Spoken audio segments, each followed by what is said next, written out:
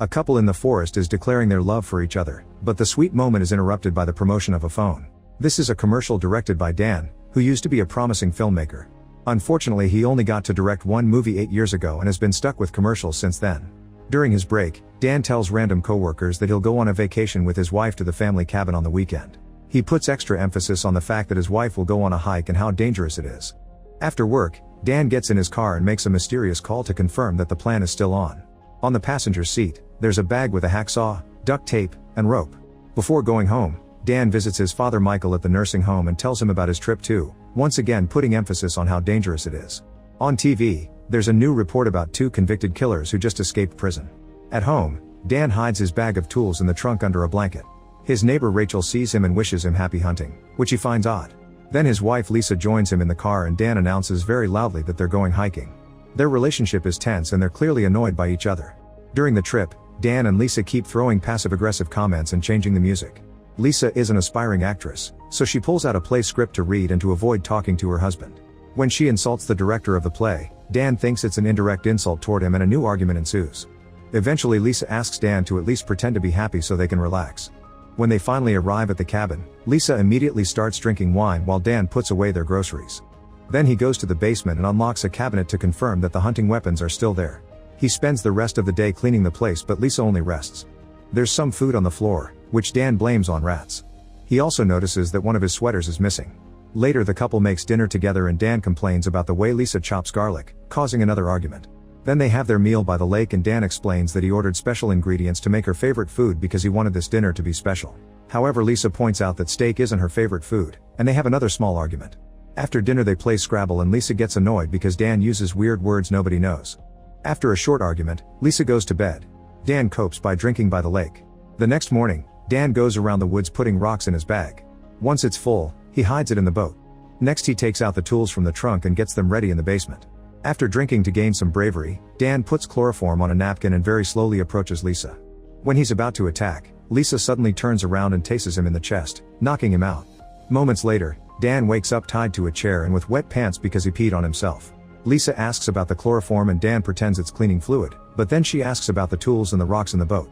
He tries to come up with excuses, however they sound stupid and Lisa leaves the table. When Dan tries picking up the hacksaw with his mouth, the handle comes off. Lisa comes back with a gun and loads it before pointing it at him. She theorizes that he was planning to sedate her and tie her to the rocks to make her sink in the lake, but she doesn't understand what the saw is for. Dan explains that since bodies float, he was planning to chop her off and throw the pieces in the lake with the rocks.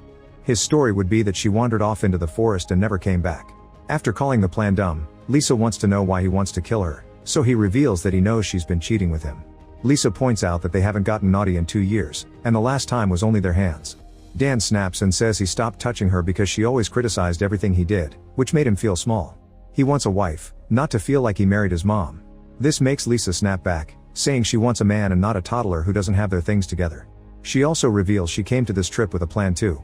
Yesterday Lisa told Rachel that Dan would be hunting this weekend, punting emphasis on how dangerous it was. Their conversation was interrupted by Henry, an old friend of Dan who spent some time in prison. The couple helped him out by paying him to do some chores. In the present, Lisa explains that she planned to make Dan take her out hunting, pretend she tripped, and shoot him by accident. Dan thinks it would have never worked because she's a bad actress and the police wouldn't have believed her. Lisa thinks they wouldn't have believed him either, so they start acting sad about each other's deaths to prove they can do it. Dan manages to cry first, so Lisa hits him in the face with the gun and considers shooting him now. At that moment Henry appears behind her, so Dan keeps repeating it's hammer time until Henry finally hits her with a hammer to knock her out. 5 days ago, Dan and Henry met in an amusement park so the noise would cover up their conversation. Henry agreed to help Dan get rid of Lisa's body for the right amount of money, so Dan explained that Lisa was insured for $100,000 and he'd give him half. Henry also asked to hang out more and a document detailing this deal, which of course Henry wouldn't give him. In the present, Lisa wakes up tied to a chair in the basement.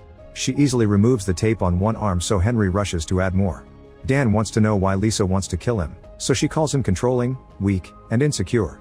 He pushed her to quit her job where she was making real money to make her focus on acting, but he wouldn't even give her a role in his movie. All she wanted was love and support, but Dan lost all their money, the car, and the house. Even if she divorced him, she'd never get away from the debt. Now Dan reacts and thinks she wants to kill him for the insurance money, ignoring all the other things she said. Henry mentions that he's getting $50,000 and Lisa tries to tell him the policy is actually for more, but Dan covers her head with a bag. As Lisa struggles to breathe, Henry points a gun at Dan and forces him to remove the bag. Lisa reveals that the policy is for $1 million and promises to give Henry half if he shoots Dan now. A desperate Dan offers even more money, so Lisa offers all of it. An argument ensues as they both keep offering things to Henry, like spending more time together. Tired of all the talking, Dan pushes Lisa and jumps on Henry to fight him for the gun. In the struggle, they shoot a jukebox and music plays while they fight.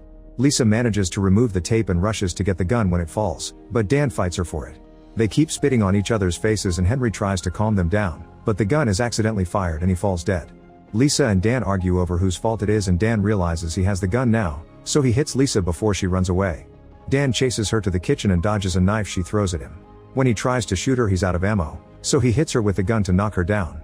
While he reloads, Lisa stabs his foot with a knife, so Dan throws a pot in return. It breaks the window and falls outside, but it's still distracting enough for Dan to jump on Lisa and fight her for the gun. She pushes the table on his foot, so the resulting pain allows her to get the gun back. After Dan throws the knife, another chase begins. In the bedroom, Dan tackles Lisa and they fight over the gun again, this time accidentally shooting the ceiling. To their shock, they hear a scream. Suddenly the ceiling breaks and 3 people fall through, knocking the couple out. 3 days ago, Allegra, Pete and Todd escaped from prison. They ran through the woods, only stopping to camp at night. Eventually they found the cabin and easily got inside because the key was on top of the door. It was they who took clothes from the closet and ate the food, dirtying up the place. Allegra and Pete got dirty on the table while Todd watched TV right next to them. They agreed to stay in the cabin for a few days until everyone forgot about them, but when the couple arrived, they were forced to hide in the attic. Allegra wanted to kill them in their sleep, however Pete wanted to lie low. She had no choice but to relieve herself in a can. When they were bored, they played charades. The moment the couple shot at the ceiling, they hit Todd in the butt, causing him to jump around until the ceiling broke. In the present, the criminals have tied up Dan and Lisa to chairs in the basement. They've also wrapped Henry before getting rid of the body. To keep their victims dehumanized, Pete names them Ron and Hermione. He asks them if it felt good to kill Henry, but they insist it was an accident and start arguing even now. When Dan asks the criminals what they want, Pete explains that he and Todd were in prison for 7 years and Allegra was their corrections officer. Allegra and Pete fell in love, so she helped them escape. Now Pete wants some money, but he found only a few bucks in their bullets. Lisa swears they don't have more because Dan isn't good with money, and they start arguing again. Then Allegra frees Dan, saying that they'll play a game she and the other guards played in prison. 2 prisoners were thrown in the laundry room and had to struggle in a circle to see who could overpower the other first to do the naughty. The giver got cigarettes, the receiver only got done. Todd draws a circle on the basement floor and Dan is thrown into it. The men start wrestling and Dan manages to hit Todd in his gunshot wound, allowing him to run out of the circle. The criminals quickly capture him and throw him on the pool table, where they lower his pants. When Todd is about to take advantage of Dan, Pete stops him and asks about the movie poster on the wall. Dan reveals that it's the film he directed, and Pete gets very excited because he loves that movie. Pete shares that he watched it multiple times in prison and complains about the ending, so Dan explains that the executives forced him to change it. After Pete compliments Dan's directing skills, he tells Todd to go ahead. However, Todd's groin isn't waking up and he throws Dan back in the circle. Allegra gets ready to shoot him, so Lisa yells that she has $50,000 in a private account. She swears they can have it all in the morning when the bank opens. The criminals take the deal and tie the couple up for the night. Later Allegra removes the bullet from Todd's butt. Then they make a plan to kill the couple after getting the money and to reach the border without getting caught. Pete wants to get rid of the car after killing the couple, but Allegra sees it as a personal dig and argues with him until she leaves the room. In the basement, Lisa remembers how much in love she used to be with Dan and wonders how they got here. She realizes she secretly wanted Dan to learn about her affair because she wanted him to fight for their relationship, and she apologizes. Dan doesn't answer, instead he kicks the net in the pool table to make a ball fall. Then he screams until Todd comes to the basement, and Dan tells him he has to go to the bathroom. Before untying him, Todd squeezes Dan's groin as a warning. When he guides him to the bathroom, he first removes the lid from the toilet to avoid an attack. While Dan does his thing, Todd teases a terrified Lisa with the "I'm not touching you" game. Soon Dan comes out and Todd notices that one of his feet is bare. Dan hits him with the pool ball that he's hidden in his sock to knock him out. Afterward, Dan gives Todd's knife to Lisa and sneaks upstairs, where Pete is apologizing to Allegra and she asks to get naughty again. Soon Lisa frees herself and goes upstairs as well. When Todd takes too long, Pete and Allegra go to the basement and wake him up. At that moment Lisa runs outside and the noise alerts the criminals, who immediately come after her. The group splits to look for the couple, so Lisa takes the chance to check the car. Unfortunately the keys aren't there, so she has to go back inside to look for them. At the same time, Todd's flashlight runs out of batteries and returns to the house too, so he catches Lisa red-handed. He makes her drop the knife and takes the boat keys before announcing that the deal is over. As Dan slowly approaches, a desperate Lisa tells Todd that she's pregnant and she didn't say anything before because Dan isn't the father. Todd doesn't believe her and is about to shoot her anyway, so Dan jumps on him and stabs him in the shoulder with a figurine. The gun falls and the resulting gunshot alerts Allegra and Pete. Then Todd punches Dan and throws the figurine at his head, making him fall. Dan reaches for the gun and Todd fights him for it, so Lisa appears behind him to bite a piece of his ear off. Todd pushes her and Dan grabs the gun, but Todd moves fast and attacks him again, disarming him before hitting him a few times and throwing him into the pantry. Todd also throws Lisa into a cabinet, so she grabs the bleach bottle and sprays his eyes. Then Lisa breaks a jar on his head and rubs his face on the broken glass before kicking him a few times. Todd catches her leg and picks her up to throw her on the table. Next he takes some cables from a lamp and starts choking her, but he stops when he sees Dan run to the gun. While the men fight again, Lisa runs to get a knife and stabs Todd in the back. His muscles are so thick that he isn't bothered at all, so Lisa grabs more knives and stabs him multiple times. When Todd finally turns around to go after her, Dan stabs his head with the figurine. Todd keeps walking and Dan rushes to get the gun, which doesn't have ammo left. Dan suddenly quotes Harry Potter before collapsing. Hearing the other criminals approaching, the couple rushes to hide upstairs. In the closet, Dan blames himself for everything, since he gave up when things started to fall apart. He gives Lisa the boat keys and tells her to leave without him to protect the baby. However, Lisa clarifies she lied to distract Todd and she isn't really pregnant. Dan admits that it was the best acting he's ever seen. When Pete is about to find them, Dan jumps out to tackle him and the couple runs away. As soon as Lisa comes out, Allegra tackles her and gets ready to shoot her, but Dan knocks her down and hurts her hip. Then Pete jumps through the window and lands on Dan, so he starts beating him up. Lisa takes the chance to stab him with a rake and tries to run, but Todd returns and captures her. Pete breaks the rake to get the handle and drags Dan by the hair, saying that killing gets boring after doing it too many times. Then he stabs Dan's hand with the broken handle. After monologuing some more, Pete turns on the lawnmower and tries to smash Dan's head into the rotating blades. Dan uses his hands to block it and ends up losing a few fingers. Suddenly the group hears music and a car runs over Pete. The driver turns out to be Michael. 6 hours ago, a neighbor was on his way to the supermarket when he saw the mess in the cabin, so he called Michael to alert him. Michael tried to leave the retirement home but a nurse stopped him, so Michael beat him up with his cane and took his car keys. It was a very modern car and he didn't know how to use the digital controls, so he didn't choose the music. He stopped at the gas station to fill up the tank and left without paying. In the present, Allegra drops the gun to check on Pete, so Michael picks it up and immediately blows up Todd's head. When Michael is about to kill Pete too, Allegra stabs him from behind, causing him to accidentally shoot her foot. Pete comes closer to mock Michael, who bites the tip of his nose off. As Pete knocks Michael down to start choking him, Michael tells his son to run. Dan and Lisa rush to get in the car, but it only works for 2 minutes before it gets stuck. Now the couple has to watch how Pete kills Michael by throwing him on the lawnmower. They try the car again and this time it does take off, however Pete shoots at it a few times and causes it to crash into a tree. Dan tells Lisa to go to the boat while he takes care of things. Meanwhile, Allegra asks Pete for help, but instead he announces he wants to break up. When he checks the car, the couple is already gone. Allegra goes back inside to clean her foot with alcohol and bandage it, however Dan appears to kick her leg and break it. He raises the gun and asks for his sweater, but Allegra starts begging for mercy and quickly changes to insulting him.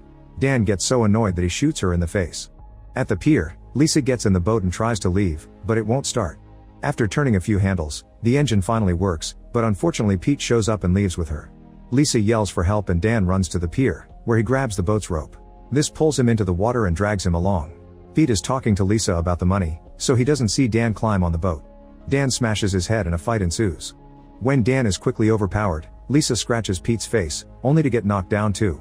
While Pete keeps beating Dan up, Lisa finds the flare gun and shoots it at Pete, who easily dodges it. He takes the gun from her and knocks her down again.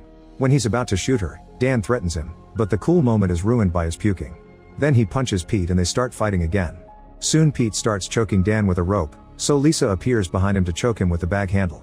Pete pushes her off, but Dan takes over the bag and Lisa slashes Pete's leg. Together, the couple throws Pete into the water, and he struggles for a few seconds before the rocks in the bag make him sink. Unfortunately, the rope is tangled on both Pete's and Dan's feet, so Dan is pulled into the water too. Lisa catches him just in time and refuses to let go when he asks her to. Instead, she pulls him back onto the boat and takes off the shoe with the rope to save him. Moments later, Dan calls the police. Lisa gives him a bag with his fingers and his wedding ring. They apologize to each other for the murder attempts and Dan wonders what they should do. Lisa says it's time to confront their problems, so Dan says yes and they hold hands. When the authorities and the press finally arrive, Dan and Lisa make a big deal about the incident, crying in front of the camera. They pretend they were just a happy couple whose happy vacation was ruined by criminals and they got hurt trying to protect each other. Soon their faces are all over the media, and Michael's death is given attention to because he was a veteran. The couple appears as guests in talk shows and their story is picked up for a movie, which will be directed by Dan with Lisa as the star, but it's direct to streaming. When the movie finally comes out, fake Dan and Lisa are shown as amazing warriors who beat up the criminals. Dan finally has the power to do what he wants, and he and Lisa celebrate their success with a kiss. Make sure to subscribe and turn on notifications so you can watch more videos like this. Thanks for watching.